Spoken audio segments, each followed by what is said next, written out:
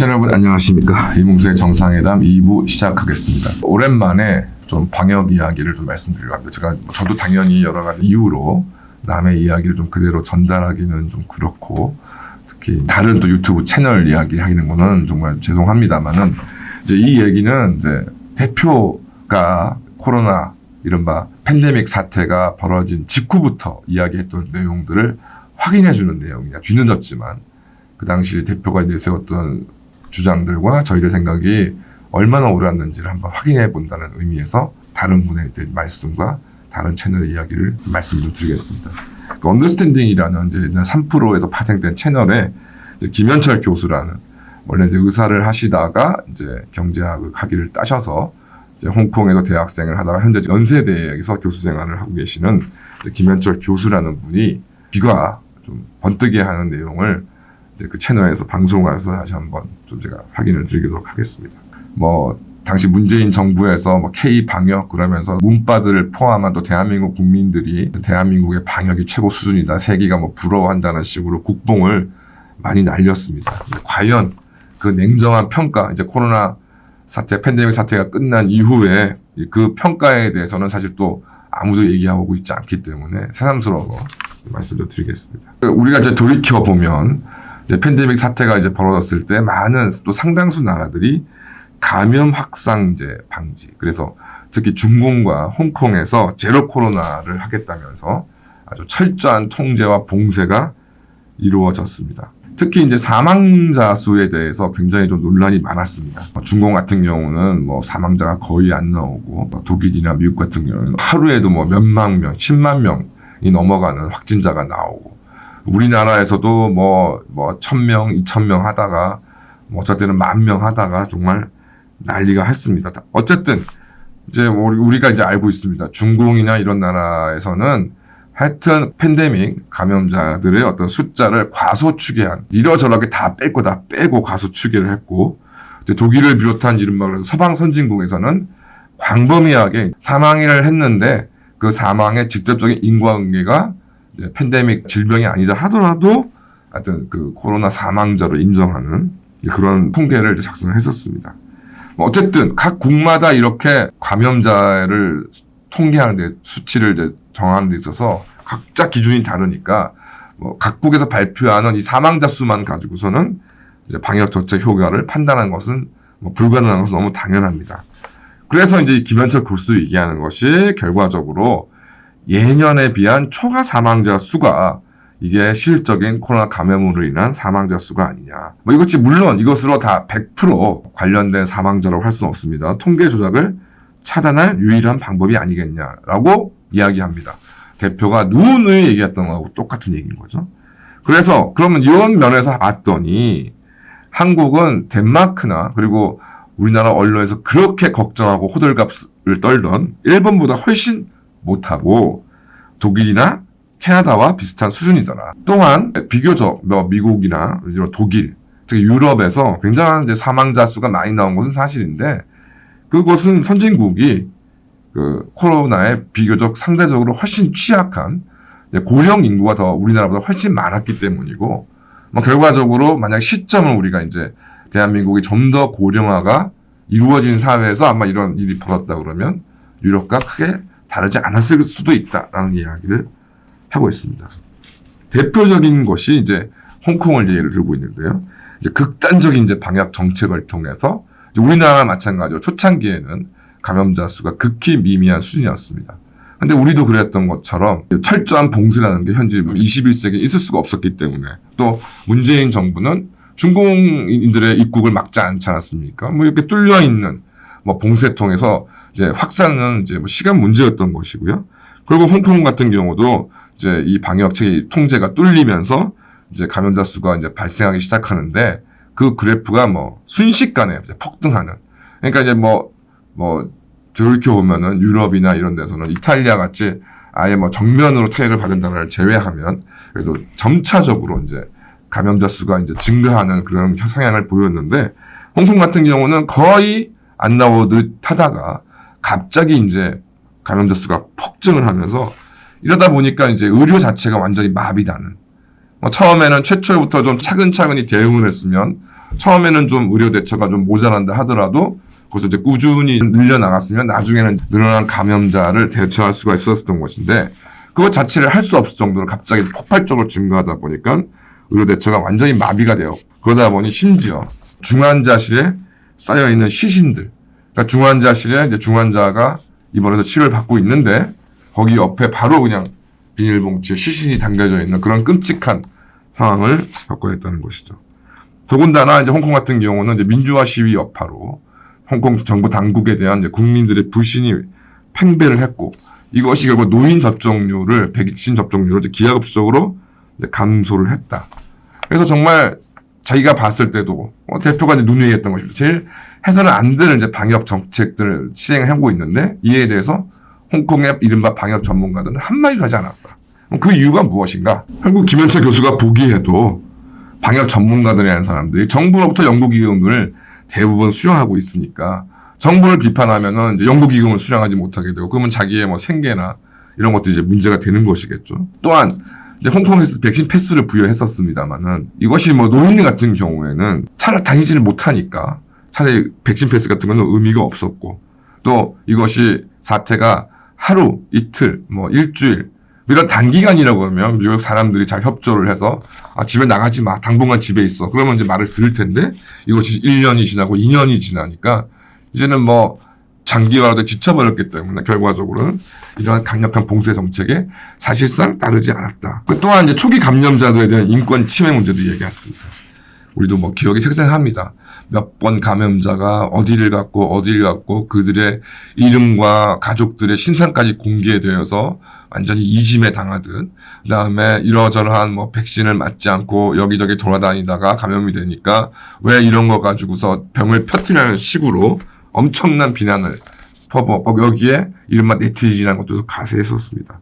한때 김어준을 포함한 좌파 언론에서는 이 코로나 사태를 대구 사태, 신천지 사태로 부르는 이런 정말 망발을 서슴지 않았음에도 불구하고 이에 대해서 대표님 같은 분들을 제외하면 누구도 이야기하지 않았던 그런 상황이었습니다. 또한 이제 등교 제한에서도 강력하게 비판을 했는데요. 경제학자로 이제 이선이라는 본인이 살면서 이거보다 더 실패한 정책을 본 적이 없다. 이것도 마찬가지로 단기적인 뭐 등교 제한은 효과가 크지만 이게 1년, 2년 넘어가는데 이 아이들이 학교에 등교를 못한다고 해서 그럼 가만히 집에 있느냐? 그렇지 않다는 것이죠. 우리 아시다시피 학원도 다니고 공부도 해야 되고 뭘 해야 되다 보니 뭐 여러 곳으로 많이 돌아다녔습니다. 결과적으로 이 아이들이 청소년들이 학생들이 이제 학교에 등교하지 않고 다른 곳을 막 다니다 보니까 관리와 통제가 오히려 힘들어지고 결과적으로 수치적으로는 학교 내 감염은 통제했다는 이걸 허울 뿐인 이런 성과를 위해서 이들의 등교를 잘 금지시켰던 것이 아니냐. 그래서 독일 같은 사례를 보니까 오히려 등교를 허용하니까 전체적인 청소년이나 학생들의 감염 자체는 감소를 하더라. 자기가 보았을 때 우리나라 같은 경우에도 2022년에 이르러 등교 통제가 효과 없음이 실증이 되었음에도 교육부와 일부 학부모들이 근거 없이 이에 반대하더라. 뭐 아시는 것처럼 이 코로나 사태 이전에도 학교로 가다가 사망하게 되는 학생들이 많은데 뭐 그렇다고 해서 그러면은 차량을 금지할 것이냐, 등교를 금지할 것이냐, 뭐 이런 얘기가 통계의 기본적인 오류를 얘기하는 것이죠. 또한 계층적인 뭐 불이익의 어떤 폐해도 크죠. 학교를 다니지 않는 경우에 있어서 누가 훨씬 더 많은 피해를 볼 것인가. 중산층 이상의 경제적으로 여유가 있는 사람들은 뭐 인터넷으로 아니면 다른 방법으로 이제 부족한 학습 능력을 채워줄 수 있었는데 저소득층 같은 경우에는 학교만 겨우 보내고 있는 같은 경우에 학교를 안 가게 되니까 그 아이들의 학습 성과라든가 이런 부분이 큰 장애가 온 것은 뭐 불문가지라고 할 것입니다. 또한 이제 우리나라 자영업자 지원 방식도 굉장히 비판을 하고 있습니다. 기억나시겠습니다만은 이것이 자영업자라고 했을 때 여러 가지 사정이 다 다름에도 불구하고 일률적으로 뭐 얼마는 얼마. 그다음에 또 더 큰 문제는 이것을 다 자금 지원, 대출을 확대해 주는 것으로 해결했습니다. 코로나가 극성을 부릴 때는 이게 일률적으로 된 지원금 가지고는 영업을 개선할 수 있는 게 택도 없었고 이제 지원 대출이라는 명목으로 대출로 해결했더니 이제 세월이 지나서 부채만 늘어났고 최근에도 이자율까지 이제 상승하게 되니까 더더욱 어려운 상태에 몰리게 되었던 것이죠. 그 외에 이제 실내 마스크를 너무 강제적으로 착용하도록 해서 또 이것도 아이들이 이제 비언어적 사회적인 어떤 소통 능력이 떨어지는 큰 문제를 낳았고, 특히 저도 이 생각은 이제 이 김현철 교수한테 참 들었는데, 청각장애인들이 겪어야 되었던 불편이 정말 한두 끝도 없었다.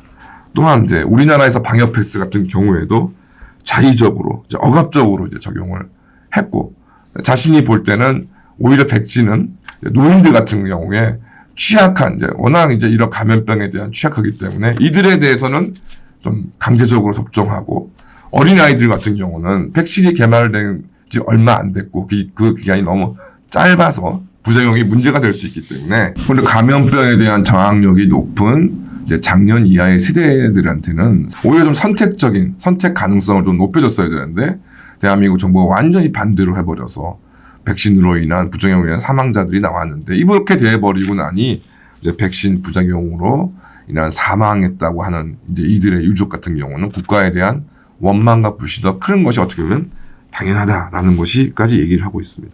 반면에 이제 싱가포르 같은 경우에는 이런 모든 방역 정책을 이른바 방역 전문가들만이 했던 것이 아니라 이제 보건부, 고용노동부, 이제 재정부 이런 쪽에서 이제 종합적으로 국가 경제나 사회 이런 이슈들을 함께 그래도 고려하면서 적절하게 유지를 했기 때문에 그나마 좀 이런 방역 정책으로 인한 피해가 좀 적었다라고 얘기하고 있고, 반면에 대한민국은 뭐 기억나실 겁니다. 온갖 방역 전문가들이 나와서 그들도 잘 모르는, 또한 편향적인 그런 이야기들을 24시간 방송에서 떠들었습니다. 그리고 이들은 다른 문제에 대해서는 도외시해버렸죠. 결국 이제 김현철 교수가 봤을 때도 이런 방역 감염병 사태의 진전은 자연적으로 대규모로 감염되었던 마지막 오미크론 유행으로 해결된 것이 아니냐. 결과적으로 치사율이 많이 떨어지는 이제 그런 감염병이 유행하면서 결과적으로 그러니까 전 국민 백신 효과가 되면서 결과적으로 이 사태가 마무리가 됐습니다. 결국 자연의 회복력에 기대했던 것이지 뭐 방역 정책이라던가 뭐 백신이라던가 뭐 이런 걸로 되었다고 보기는 어렵다라고 생각합니다.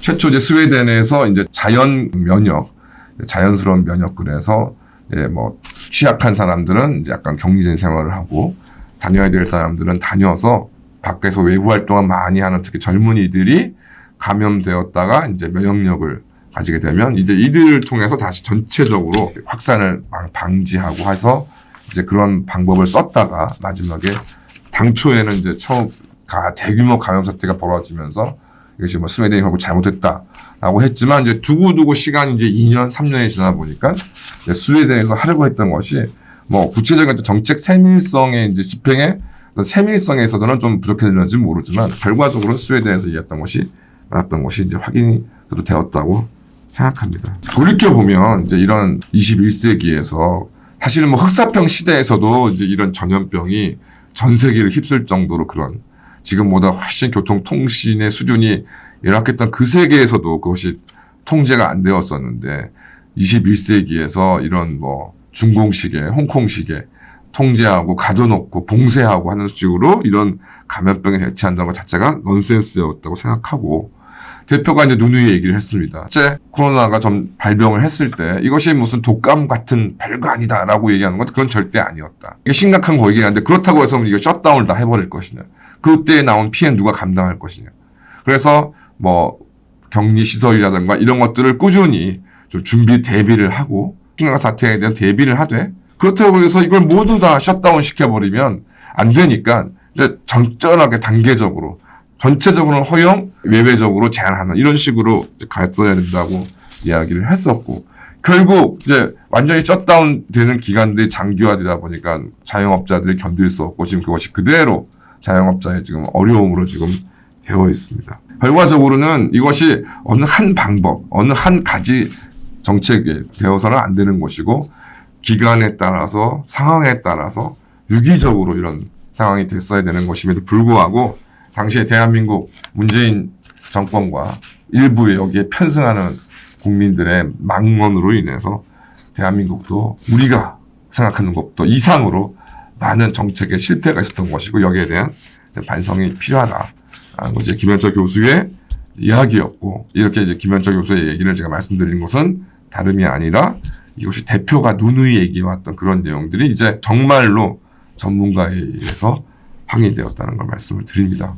언제 또 이런 사태가 벌어질지 모르기 때문에 우리가 이 부분에 대한 정리도 이제 새해에 한번 필요할 것 같아서 말씀을 드렸습니다. 감사합니다.